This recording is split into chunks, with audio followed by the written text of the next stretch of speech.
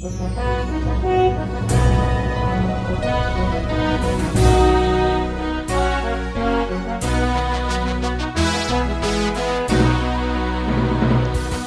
bagi saudara sekalian. Marilah kita siapkan hati dan pikiran kita untuk menyambut firman Tuhan. Kita berdoa. Kasih karunia dan damai sejahtera dari Allah Bapa kita dan dari Tuhan Yesus Kristus menyertai kamu. Amin.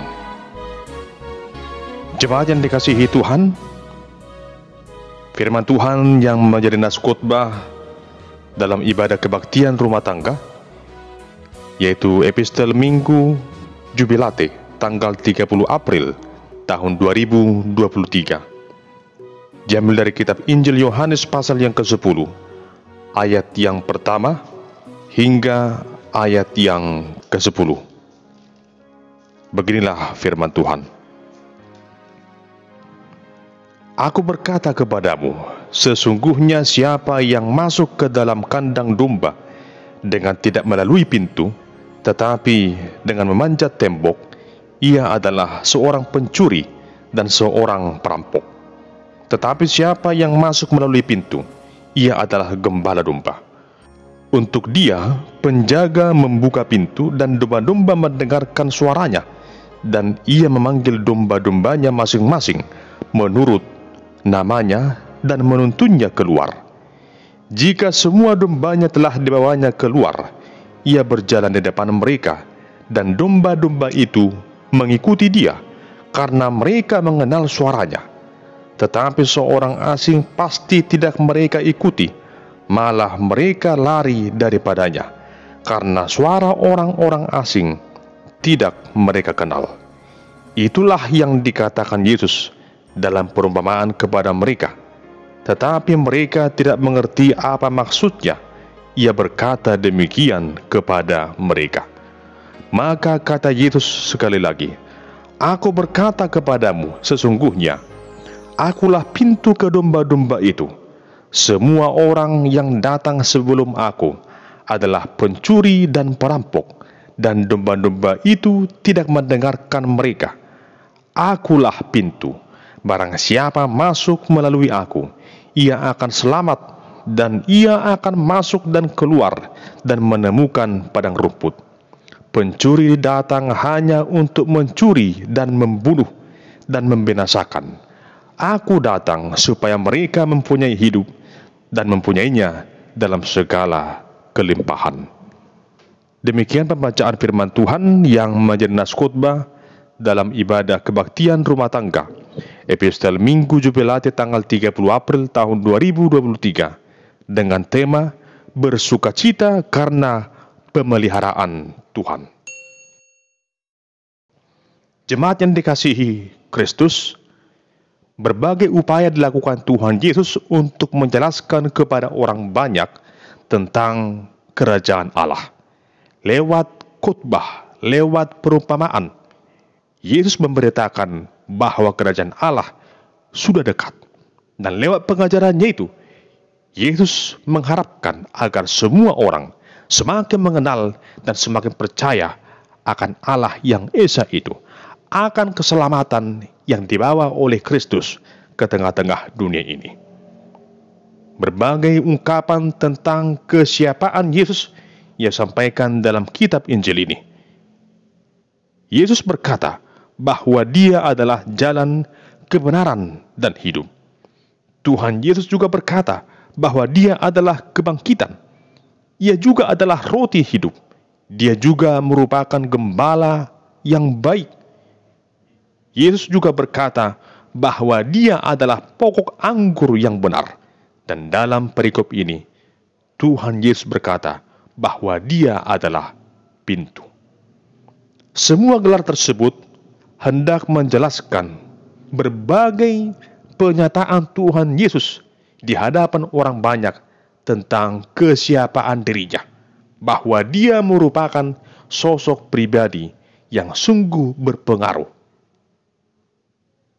Jemaat yang dikasihi Tuhan, dalam perikop ini kita akan maknai tentang bagaimana Kristus yang sungguh memelihara kehidupan kita, yang sungguh mengasihi kita, yang sungguh mengharapkan agar kita percaya kepadanya. Sebab di tengah dunia ini, ada begitu banyak orang-orang yang berupaya untuk membuat kita semakin jauh dari Yesus. Kuasa roh jahat, kuasa iblis, kuasa duniawi selalu berupaya untuk menghempang orang percaya itu untuk datang kepada Yesus. Banyak ajaran-ajaran yang menyesatkan kita supaya kita menyimpang dari jalan yang benar itu. Namun Kristus yang hadir lewat firman-Nya menuntun kita agar kita sungguh-sungguh percaya kepada satu pribadi yang sungguh berkuasa itu, yaitu Tuhan Yesus Kristus, Sang Juru Selamat dunia ini. Dalam nas khotbah ini, Tuhan Yesus menyampaikan perumpamaan tentang domba dan sang gembala yang menggembalakannya. Pada zaman itu, sekawanan domba digembalakan oleh para gembala, dan domba-domba itu dituntun keluar masuk dari sebuah kandang. Dan pada masa itu, kandang hanya memiliki satu pintu. Dan dari sanalah domba-domba itu dapat keluar masuk. Dan seorang gembala akan menjaga setiap domba yang dipercayakan kepadanya. Apakah domba itu akan masuk ke dalam kandang supaya tinggal di dalamnya, atau apakah domba itu akan ia tuntun keluar dari kandang itu, membawanya ke padang yang berumput hijau. Seorang gembala akan menuntun berjalan di depan domba-domba itu, dan domba-domba itu akan berjalan mengikuti sang gembala, dan domba-domba itu pasti mengenal suara dari gembala yang menggembalakan domba-domba itu.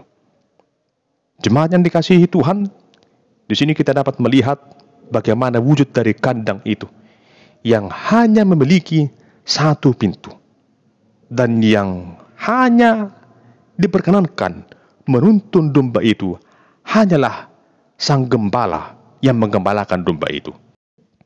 Di luar daripada itu, ketika ada seseorang yang berupaya untuk memanjat tembok kandang itu, disebut sebagai seorang pencuri dan seorang perampok.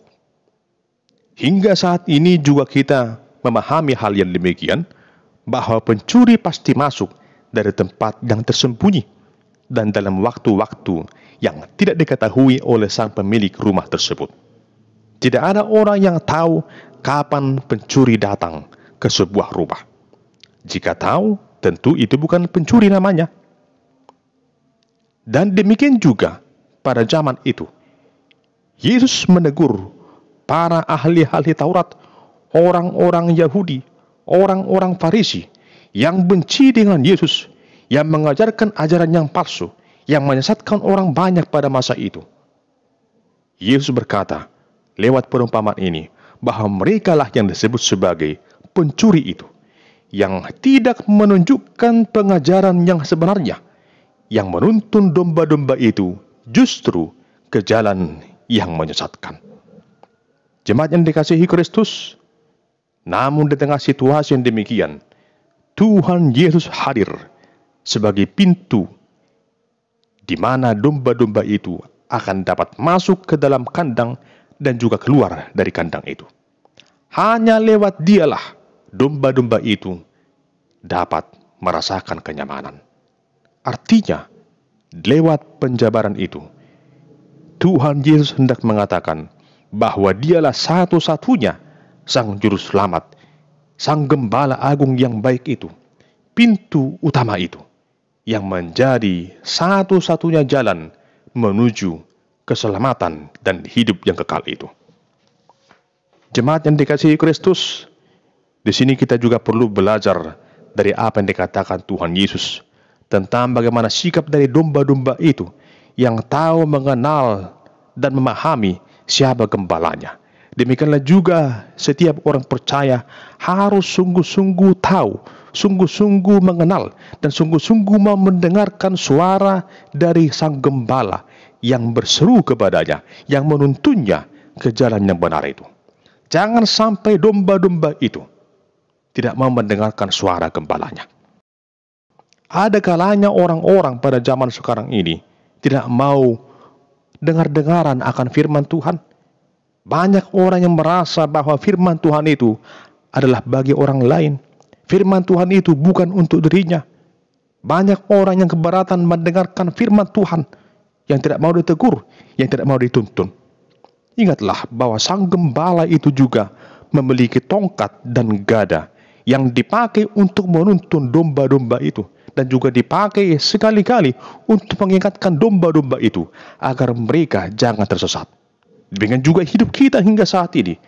Tuhan Yesus adalah gembala agung itu, gembala yang baik itu, yang menuntun kita ke jalan yang benar. Dengarkanlah suara gembala agung itu. Dengarkanlah firman Tuhan yang menuntunmu ke jalan yang benar. Jemaat yang dikasihi Kristus, lewat firman Tuhan ini juga kita harus semakin yakin bahwa satu-satunya jalan ke dalam kehidupan yang kekal hanyalah lewat Tuhan Yesus.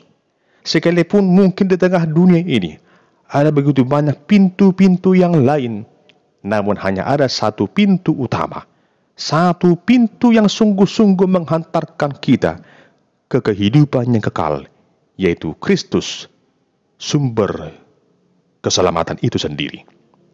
Tuhan Yesus berkata, "Akulah pintu, barang siapa masuk melalui aku, ia akan selamat, dan ia akan masuk dan keluar dan menemukan padang rumput."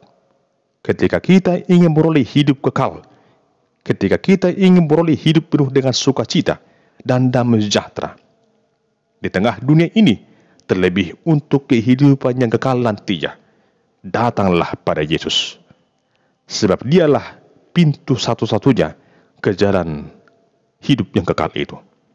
Pintu-pintu yang lain adalah pintu-pintu yang menyesatkan. Pencuri datang hanya untuk mencuri dan membunuh, yaitu iblis, roh-roh jahat, dan penyesat-penyesat lainnya.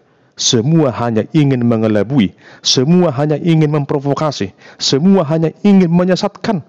Namun Tuhan Yesus datang ke tengah dunia ini adalah untuk membawa kebahagiaan, membawa sukacita, membawa sebuah berita kebenaran bahwa Kristus datang agar kita beroleh hidup.